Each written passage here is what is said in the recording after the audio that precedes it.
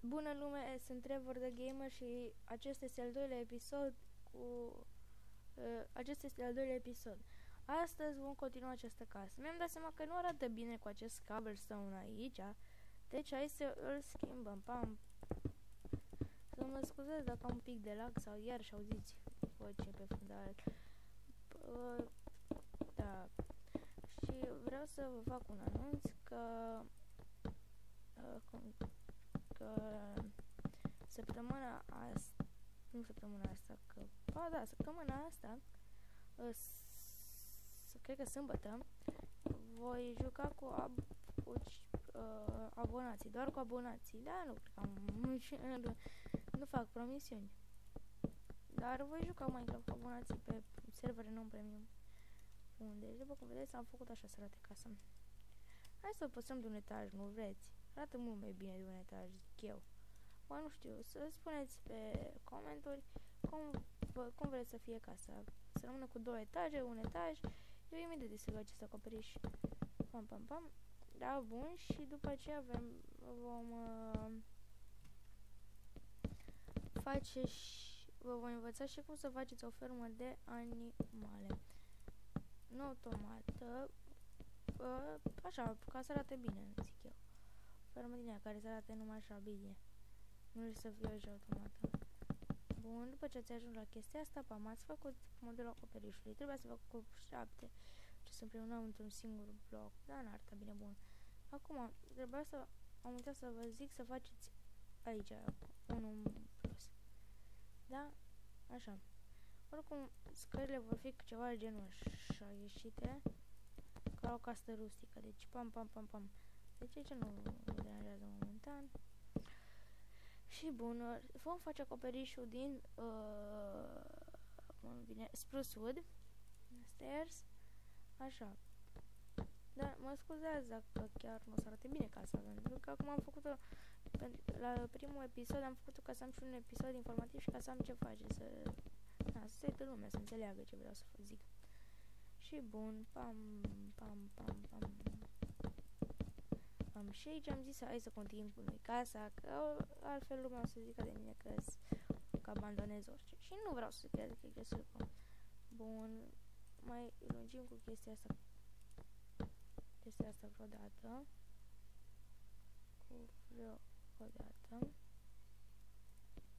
Și lungim, am uitat să mai zic aici să mai facem o cotură. Deci de aici că mai trebuie să facem o tură, dar nu mai contează. Facem acum repede. Da.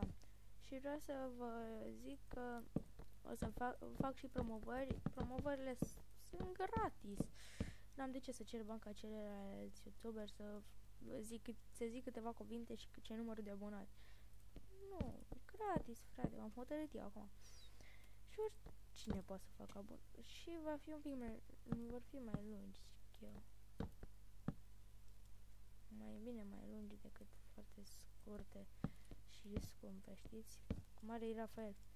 Ok, sunt bune, dar și scumpe. Nu merge aici, cred. Hai, mi-e ciudat că în partea asta mi se pare că ieși din afară. Nu. Cauzi cum stau eu. Uite așa, da? Bun, facem și în cealaltă parte exact așa. Stai să dau timeset day. Timeset day. Bun. Nu vreau să fac pe noapte, nu-mi place niciodată să...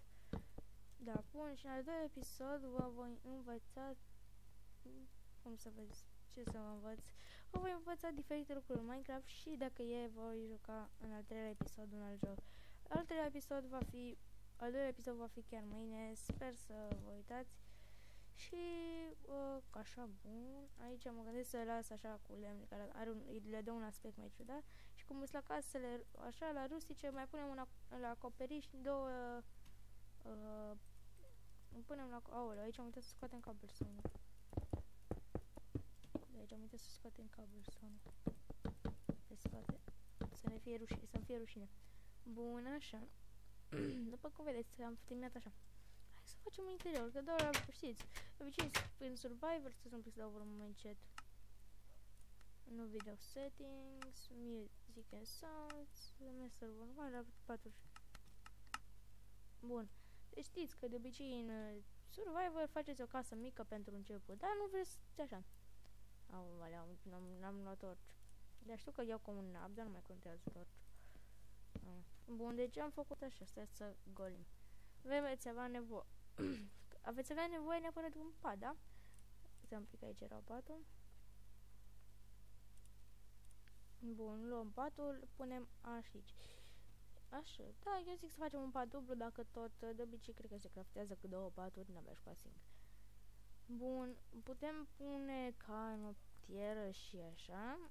Aici un furnace. Dirt, what the heck? Un crafting table și așa. Da, aici putem pune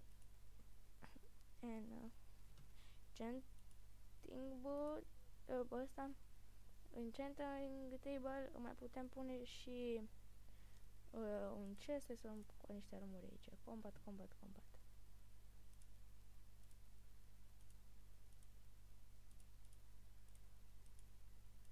Niciodată n-am văzut mere enchantate. Mere am văzut enchantate, dar n-am văzut niciodată combat, vedeți? Știți ce zic? Dar nu mai contează, aștia o aruncăm. Bun, veți avea nevoie acum de un chest. Bun, puneți prima oară enchanting-ul. Dar puteți face așa.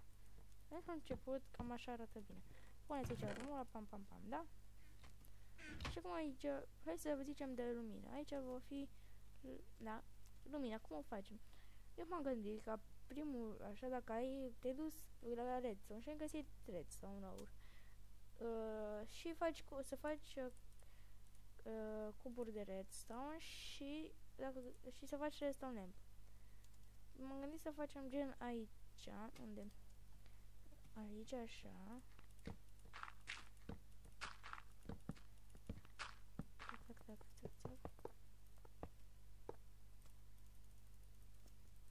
Deci este iluminată toată casa. Și cam așa zic ce eu să arate casa. Până data viitoare, sper să ne auzim numai de bine și am uitat să vă spun în episodul trecut la mulți ani, deci vă zic în acest episod la mulți ani și spor în continuare la construit.